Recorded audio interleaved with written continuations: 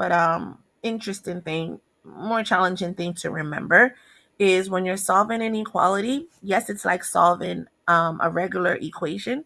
However, if you multiply or divide by a negative number, you must flip the sign. So it's only when you're multiplying or dividing by a negative number that you must also flip the sign or the symbol.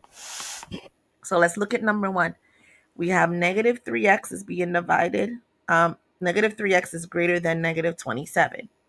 So to get x by itself, you would divide by negative 3. See how that equation comes right back to us? So now x is, flip side, negative 27 divided by negative 3, which is 9. X is less than 9. Notice the sign,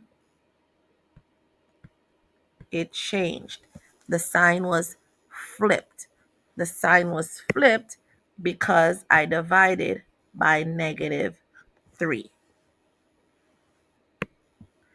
And so x is less than 9. If x is less than 9, what number must be on the number line? Talk back with me. Yep, a 9 must be on the number line. Open circle or close circle? Open circle because it's just less than. And then arrow to the left or to the right? Arrow to the left because the x is less than 9. In a notation, what does it look like? Coming from the left, negative infinity. And you're stopping at the 9, open parentheses. All right, let's come on over to number 2. Ooh la la. 2/3 r is less than 6. Well, to get r by itself, it's being multiplied by the fraction 2/3. So you would divide, which means you multiply by the reciprocal 3/2.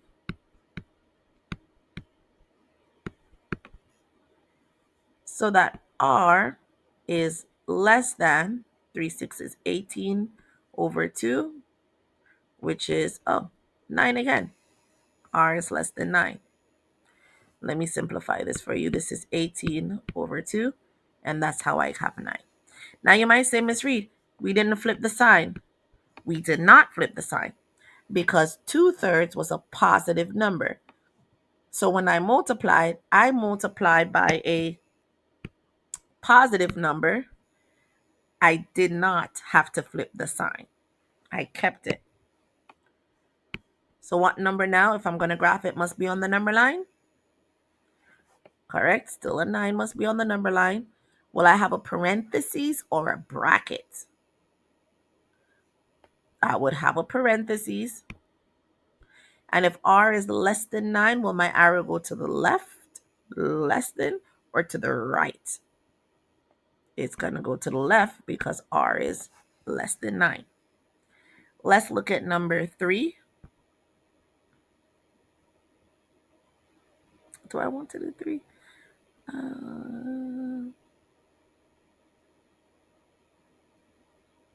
I'll do 3 and 4, and then I'll let you do 5 and 6. All right, so for number 3, I have negative 5m is less than or equal to 50. To get m all by itself, I'm going to do the opposite of multiplication. I'm going to divide both sides by negative 5. When I do that, m is, I divided by negative 5. I'm going to flip the sign. And 50 divided by negative 5 is negative 10. So that m is greater than or equal to negative 10. Why did I flip the sign on this one? I flipped the sign because I divided by negative 5. When I multiply or divide by a negative number, I'm going to flip the sign. So on my number line, I'm definitely going to have negative 10. I'm going to have a open circle or closed circle. Closed circle because it's a greater than. And then will my arrow go to, closed circle, I put open. Will my arrow go to the right or to the left? M is greater than, remember saying in M, negative 10. Correct. It's going to go to the right. Let's try number 4.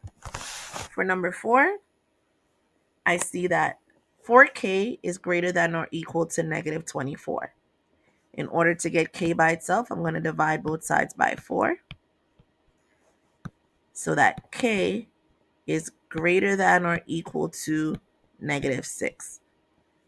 Did I flip the sign? No. So you must say, but Miss Reed, this was a negative 24. Why didn't we flip the sign? I did not flip the sign because the number I divided by was a positive number. I divided by positive 4. So it really matters the coefficient on the k, if that's positive or if that's negative. That's when I would flip the sign. It doesn't matter whether this number is a positive or negative. It just matters if the number you're dividing by or multiplying by is positive or negative. So I would keep the sign. On the number line, I would have to have negative 6. If I have a parentheses or bracket, which one do you think we would have? Correct. We're going to have a bracket because this is greater than or equal to. And because k is greater than or equal to negative 6, my arrow is going to go to the right. Go ahead and pause and try 5 and 6 on your own.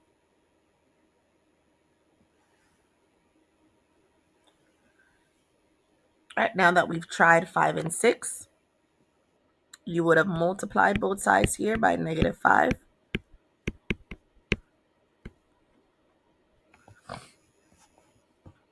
So that 15 is greater than or equal to x. In this case, I'm going to flip the sign because I'm multiplying by a negative 5. And so x is less than or equal to 15. 15 is on my number line. I'm going to go with a closed circle. And because x is left, you should have had an arrow to the left. On number 6, you would multiply both sides by 2. M divided by 2, the opposite of division is multiplication. So I multiply both sides by 2 so that m is greater than or equal to negative 24. I am not going to flip the sign because the 2 is positive. Negative 24 must be on the number line. Let me go with a bracket because it's greater than or equal to.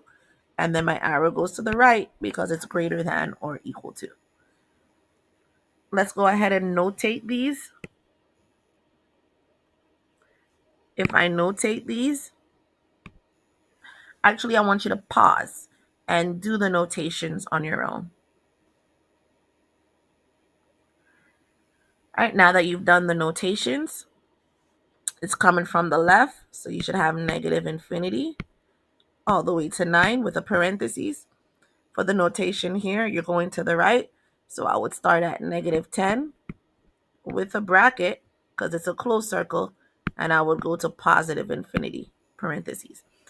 Number 4, I'm going towards the right, positive infinity, and then I'm starting at negative 6. It is a bracket where I'm starting, so that's my notation. Number 5, x is less than or equal to 15. So I'm coming in from the left. That's negative infinity. And then this is 15 with a closed bracket. And lastly, number 6, I'm going to the right. So I'm starting on negative 24 with a closed bracket. And I'm going to positive infinity. So now we're just going to, now that we remember that little rule there, let's solve some equations with the inequalities. I'm sorry. In order to solve, I'm going to solve like I would any other day. I'm going to go ahead and simplify the left, simplify the right, and then move across the inequality symbol. It's the same as moving across the equal sign, but it's an inequality symbol. And remember, we're going to flip that sign if needed at the end for the most part. So here we have negative 2 and there's a parentheses. Let's simplify the left. I get negative 6x plus 2, and that's greater than 20. Now it should look like a two-step equation. I'm going to minus 2 on both sides, so that negative 6x is greater than 18. And then I'm going to solve for x, the last step. Negative 6x, I would divide both sides by negative 6. Oh, I'm dividing by a negative number, which means I'm also going to have to flip the sign. It is only in this position that I flip the sign. And then 18 divided by negative 6, 3 6 is 18, is negative 3. So that x is less than negative 3. Let's put this on a number line. What number am I going to have? Negative 3. Open circle or close circle? Open circle. And if x is less than, it's going to go to the left. All right, I want you to pause now. You're going to try number 2 and number 3.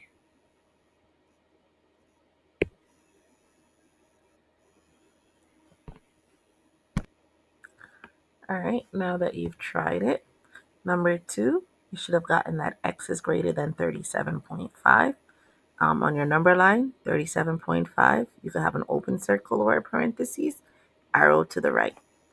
Number 3, make sure you distribute, simplify the left, then simplify the right, move across the equal sign. I think I was supposed to point out here too. Number 3, I divided by negative 10, so I flipped the sign. Here on number 2, I did not. I divided by a positive number, so I didn't flip the sign. But if you had moved the 5.15 first, that's fine, but you would have flipped the sign. However, you would still come up with the answer, x is greater than 37.5. And for number 3, x is greater than or equal to negative 1.9. Close circle on the negative 1.9 and the arrow to the right. Let's come on down to solving many solutions or no solution, because those are still concepts as well, and they are possible. So remember, if the variables cancel out and the end is true, many solution. If it's not true, then there's no solution. So let's look at number 1. We would distribute, simplifying the left and the right. So we get negative 6x minus 5, and that's greater than negative 6x plus 9. Then you would move those x's together. You add 6x on both sides. They cancel out. Now you have negative 5 is greater than positive 9. Now you want to ask yourself, is that true? We know it's not equal to, but is negative 5 greater than 9? The answer is no, it's not true.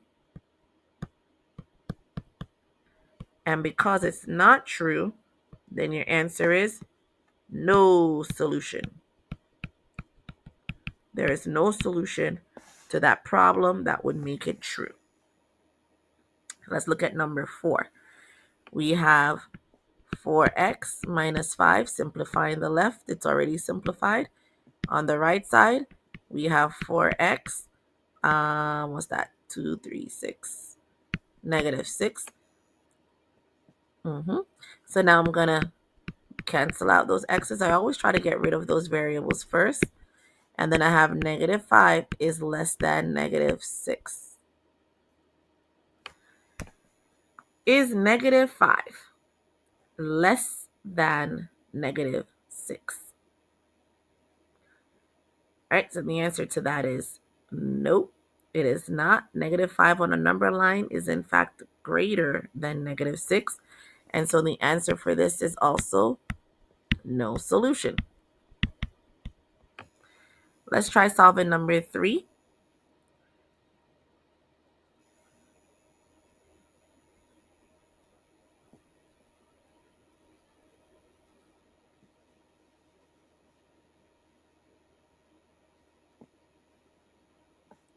For number 3, we have 2x minus 5 is less than 5x minus 22.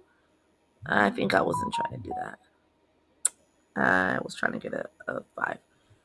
Let's change this here to a 5. I'm sorry, I want to prove a point.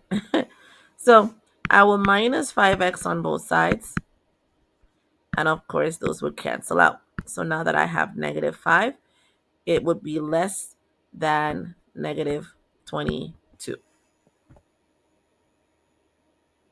And is negative 5 less than negative 22? The answer to that is still false. Negative 5 is in fact greater than negative 22. And so this is actually no solution. Now, if it was true, then you would have many solution or all real numbers.